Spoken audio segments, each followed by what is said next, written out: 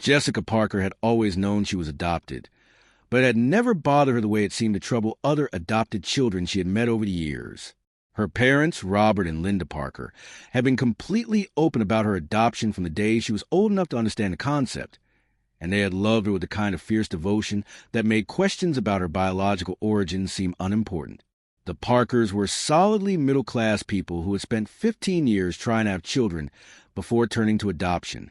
Robert worked as an accountant for a regional trucking company, while Linda taught elementary school music. They lived in a modest 3-bedroom house in suburban Columbus, Ohio, where they had raised Jessica with the same values of hard work, honesty, and community service that had shaped their own lives. At 22, Jessica was finishing her senior year at Ohio State University with a degree in social work, planning to spend her career helping children in the foster care system. Her motivation came partly from her own positive adoption experience and partly from her natural inclination toward helping others navigate difficult circumstances. Jessica's comfortable, predictable world shattered on a rainy Thursday evening in March when a drunk driver ran a red light and killed both of her parents instantly as they were driving home from Robert's retirement party. At 58 and 56 respectively, Robert and Linda had been looking forward to traveling, spending more time with Jessica, and eventually becoming grandparents to children Jessica hadn't yet decided whether she wanted to have. The grief was overwhelming, but Jessica forced herself to handle the practical responsibilities that came with her parents' deaths. As their only heir, she needed to organize their finances, arrange to sell their house, and sort through decades of accumulated belongings before she could begin to process the emotional reality of being completely alone in the world of 22. Jessica had been working through her parents' possessions for 3 weeks when she discovered something that would change her understanding of her own identity forever. While cleaning out the attic, she found a small wooden box hidden behind a stack of Christmas decorations, secured with a padlock that looked much newer than the box itself. The box was heavy for its size, and Jessica could hear papers rustling inside when she shook it gently. She searched through her parents' belongings until she found a key ring in her father's desk drawer, and after trying several keys, she found one that opened the padlock. Inside the box were documents that Jessica initially couldn't make sense of: legal papers with official seals, photographs of people she didn't recognize, and what appeared to be financial statements from banks and investment companies she had never heard of. At the bottom of the box was a sealed envelope with Jessica's name written on it, in her adoptive mother's careful handwriting. The letter inside the envelope began with an apology that made Jessica's hands shake as she read it. "My dearest Jessica, if you are reading this letter, it means that your father and I are both gone, and you are learning about your past in a way we had hoped would never be necessary. We have loved you more than our own lives since the day you came to us, but we have also carried the burden of secrets that we prayed you would never need to know." The letter went on to explain that Jessica's adoption had not been a routine placement through a traditional agency. Instead, she had been placed with the Parkers through an emergency arrangement coordinated by the FBI and federal marshals, designed to hide her identity and keep her safe from people who wanted to harm her. According to the letter, Jessica's biological parents had been David and Margaret Harrison, owners of a successful real estate development company based in Phoenix, Arizona.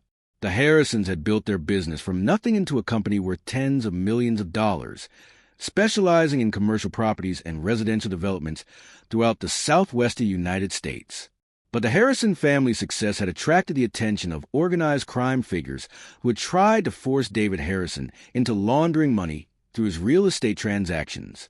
When David refused to cooperate and threatened to expose a money laundering operation to federal authorities, he and his wife had been murdered in what was staged to look like a home invasion robbery. Jessica, who had been 18 months old at the time of her parents' murders, had been sleeping in her nursery when the killers entered the house. According to the letter, she had only survived because the family's housekeeper, Maria Santos, had hidden Jessica in a laundry basket and smuggled her out of the house before the police arrived.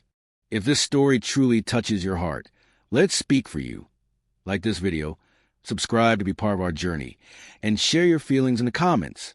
Maria had contacted the FBI with information about the money laundering operation and the Harrison murders, and federal agents had decided that Jessica's life would be in danger if her survival became known to the people who had killed her parents. The decision was made to place Jessica with a family far from Phoenix, under a new identity that would keep her safe until the criminals responsible for her parents' deaths could be arrested and prosecuted. The Parkers had been chosen as Jessica's guardians not just because they were excellent potential parents, but because Robert's background in accounting made him qualified to manage the financial assets that Jessica would eventually inherit. Unbeknownst to Jessica, Robert had been serving as a trustee of her biological parents' estate for over 20 years, carefully managing investments and properties worth tens of millions of dollars. The letter explained that the Harrison estate was currently valued at approximately $47 million, including commercial real estate properties, investment portfolios, and cash accounts that had grown substantially under Robert's management. Jessica was the sole heir to this fortune, but claiming her inheritance would require revealing her true identity and potentially exposing herself to the same dangers that had killed her parents. "We have raised you as our own daughter," Linda's letter concluded, "but we have also prepared for the day when you might choose to reclaim your birthright. All of the financial records and legal documents you need are in this box. The decision about what to do with this information is yours to make, but please remember that we love you enough to keep these secrets, and we trust you to make the choice that will keep you safe and happy." Jessica read the letter 3 times before she was able to process what she had learned. In the space of a few minutes, she had discovered that her biological parents had been murdered, that she was the heir to a fortune worth nearly $50 million, and that her entire life had been built around protecting her from criminals who might still want to harm her. The other documents in the box provided details that filled in gaps in her adoptive mother's letter. There were photographs of David and Margaret Harrison that showed a clear family resemblance to Jessica. She had inherited her biological father's dark hair and her biological mother's green eyes and facial structure. There were financial statements showing the current value of properties and investments that belonged to Jessica, and there were FBI reports describing the investigation into her parents' murders. Most disturbing were the documents indicating that the people responsible for the Harrison murders had never been successfully prosecuted. While some members of the money laundering operation had been arrested over the years, the individuals who had actually killed Jessica's parents remained at large, and there was no indication that they had given up their interest in the Harrison estate. Jessica spent the next 2 weeks researching everything she could find about her biological parents and their deaths. Online news archives from Phoenix newspapers in 2002 described the Harrison murders as a brutal home invasion that had shocked the local community. David Harrison was remembered as a successful businessman and philanthropist who had donated generously to children's charities, while Margaret Harrison had been active in local arts organizations and environmental causes. The more Jessica learned about her biological parents, the more she understood that her inheritance was about much more than money. David and Margaret Harrison had been planning to establish a foundation that would provide housing and support services for homeless families, using their real estate expertise to create sustainable solutions to homelessness and poverty. Their murders had prevented them from realizing these philanthropic goals, but their financial resources remained available to continue their vision. Jessica also learned that Maria Santos, the housekeeper who had saved her life, was still alive and living in Phoenix. Through careful online research, Jessica found Maria's contact information and called her, identifying herself as a Harrison baby who had been hidden so many years earlier. Maria's reaction to Jessica's call was a mixture of joy, relief, and fear. She had spent 22 years wondering what had happened to the child she had saved, but she had never tried to contact Jessica because she understood that her safety depended on remaining hidden from the people who had killed her parents. "Mija," Maria said during their first phone conversation, "you have grown up to be a beautiful young woman, but you must be very careful about what you do with this information. The people who killed your parents are still dangerous, and they have never stopped looking for ways to get control of your family's money." Maria provided Jessica with additional details about the night of her parents' murders and the circumstances that had led to Jessica's placement with the Parker family. She also confirmed that the estate's financial value had grown substantially over the years, making Jessica one of the wealthiest young women in the United States, even though she had been living as a middle-class college student.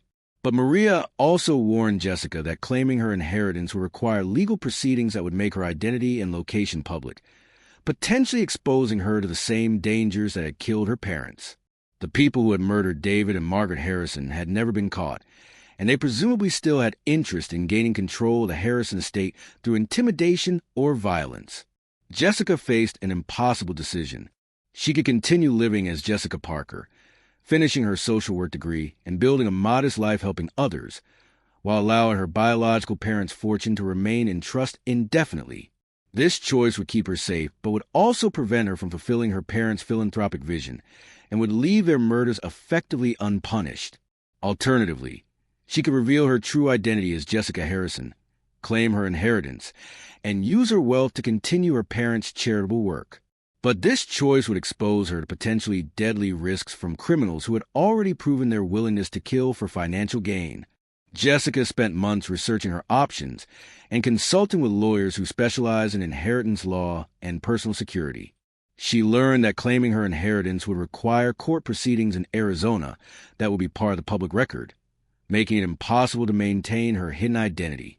She also learned that the FBI's original case file on her parents' murders remained open, but that the investigation had been inactive for years due to lack of new evidence or leads. The decision became more complex when Jessica discovered that her biological parents' estate was losing value due to changing real estate markets and the costs associated with maintaining properties that generated no income. If she continued to delay claiming her inheritance, the foundation she hoped to establish might have significantly fewer resources to work with. Jessica also realized that her adoptive parents had made significant personal sacrifices to protect her and manage her inheritance. Robert had spent 20 years handling the complex financial responsibilities of the Harrison estate, while receiving only minimal compensation for his work. Linda had supported this arrangement despite the secrecy and stress it imposed on their family life. The breakthrough in Jessica's decision-making process came when she contacted the FBI agent who had originally handled her case as a child. Agent Patricia Morrison had retired from the Bureau, but was willing to discuss Jessica's situation and provide guidance about her options. Agent Morrison explained that the original threats to Jessica's safety had been based on the assumption that she might have witnessed something during her parents' murders or that she might possess information that could incriminate the killers. Since Jessica had been 18 months old at the time and had no memory of the events, the actual risk to her safety was probably lower than the FBI had initially estimated. More importantly, Agent Morrison explained that the criminal organization responsible for the money laundering operation had been largely dismantled over the intervening years through unrelated prosecutions and investigations. While the specific individuals who had killed Jessica's parents remained unidentified, the broader criminal network that had motivated the murders was no longer operational. Agent Morrison cautioned that reclaiming her identity would still involve some risk, but she suggested that the danger was manageable with appropriate security precautions. She also pointed out that Jessica's decision to claim her inheritance might provide new opportunities to investigate her parents' murders, since publicity about the case could generate new leads or witness information. Armed with this information, Jessica made a decision to reveal her true identity and claim her inheritance, but she chose to do so in a way that would minimize her exposure to risk while maximizing the positive impact she could have with her parents' resources. Jessica worked with a team of lawyers and security consultants to develop a plan that would allow her to reclaim her identity gradually and safely, rather than appearing in court personally. She would be represented by attorneys who would handle the legal proceedings required to establish her identity and claim her inheritance. She would use a portion of her inheritance to hire professional security services that would monitor her safety and investigate any potential threats. Most importantly, she would establish the foundation her parents had planned, but she would structure it in a way that would allow her to remain largely behind the scenes while professional staff handle the day-to-day operations. The legal process of establishing Jessica's identity and claiming her inheritance took 8 months and attracted significant media attention when the story of the missing heiress became public. News outlets throughout Arizona and Ohio covered the story of the baby, who had been hidden for 20 years after her parents' murders, and was now returned to claim a multi-million-dollar inheritance. The publicity generated exactly the kind of attention that Jessica and her security team had been concerned about, but it also produced unexpected benefits. Several people contacted law enforcement with information about the Harrison murders that had not been available during the original investigation. One former associate of the money laundering operation agreed to cooperate with prosecutors in exchange for immunity, providing testimony that led to arrests in the case for the first time in over 20 years. Jessica's decision to reclaim her inheritance ultimately led to the arrest and prosecution of 3 individuals who had been involved in her parents' murders, bringing a measure of justice that had been impossible while the case remained cold and inactive. More importantly for Jessica's personal goals, the Harrison Foundation became operational 18 months after she reclaimed her identity, with an initial endowment of $35 million dedicated to providing housing and support services for homeless families. The Foundation's first project was a residential facility in Phoenix that provided temporary housing, job training, and counseling services for families transitioning out of homelessness. Jessica chose to complete her social work degree at Arizona State University, where she could be closer to the Foundation's operations while finishing her education. She discovered that her biological parents had established college funds that would have paid for her education, and she used these resources to also provide scholarships for other young people aging out of the foster care system. The transformation from Jessica Parker to Jessica Harrison was not just about money or legal identity. It was about discovering a sense of purpose and connection that had been missing from her life even before her adoptive parents' deaths. Learning about her biological parents' values and goals helped Jessica understand her own inclinations towards social work and community service as inherited traits rather than coincidental interests. Working with the Harrison Foundation also connected Jessica to a network of people who had known and respected her parents, providing her with stories and memories that helped fill in emotional gaps left by their murders. She learned that David and Margaret Harrison had been genuinely good people who had used their success to benefit their community, and she felt proud to continue their work rather than simply inheriting their wealth. 3 years after discovering her true identity, Jessica reflected on the journey that had taken her from grieving college student to foundation director managing tens of millions of dollars in charitable resources. The process had been difficult and sometimes frightening, but it had also been deeply fulfilling in ways that her previous life plans had never promised to be. If you made it all the way here, it means this story truly held you. So don't leave without showing some love. Hit like, subscribe to stay with us, and drop a comment. I'll be here, reading every word you share. Jessica's story attracted attention from other adopted individuals who were curious about their biological families, and she began speaking at conferences and support groups about the complex emotions involved in discovering unexpected family histories. She emphasized that her situation had been unusual in its dramatic financial implications, but that the basic challenge of integrating information about biological family with existing identity was something many adopted people faced. She also became an advocate for reforms in the child welfare system that would provide better support for children who needed protective placement due to criminal threats against their families. Jessica's experience had shown her that creative solutions were sometimes necessary to keep vulnerable children safe, but that these solutions needed to be designed with long-term consequences in mind. 5 years after learning about her inheritance, Jessica married David Chun, a social worker she met while collaborating on homeless services programs in Phoenix. David had known Jessica's full story from early in their relationship, and he shared her commitment to using the Harrison family resources for philanthropic purposes rather than personal luxury.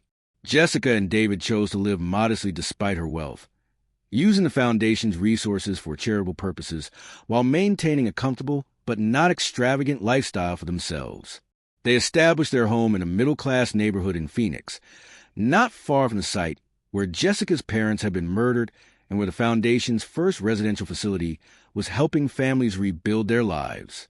The couple's decision to start a family was influenced by Jessica's understanding of how fragile family connections could be and how important it was to create loving, stable relationships while they were possible. Their first child, a daughter they named Margaret after Jessica's biological mother, was born 6 years after Jessica had discovered her true identity. Jessica often reflected on the different paths her life might have taken if her adoptive parents had never told her about her inheritance, or she had decided that the risks of claiming it were too great. She might have lived her entire life as a social worker earning a modest salary, while billions of dollars sat unused in accounts she never knew existed. But she also recognized that the money itself had been less important than the opportunity to understand her identity and continue her biological parents' work. The Harrison Foundation had helped hundreds of families transition out of homelessness, providing services that would not have existed without Jessica's decision to accept the risks that came with revealing her true identity. The adopted girl who had inherited a secret fortune had learned that the most valuable inheritance she received was not money, but the knowledge that she came from a family of people who had used their resources to help others and who had died because they refused to compromise their integrity for financial gain. Jessica's story became a testament to the complex relationships between identity, family, and responsibility, showing that sometimes the most important legacies are not the ones we receive, but the ones we choose to continue when we discover we have the power to make a difference in the world. Her experience had taught her that family connections transcend biology and adoption, and that the true measure of inheriting wealth is not what you gain for yourself, but what you can accomplish for others who need the resources and opportunities that fortune can provide.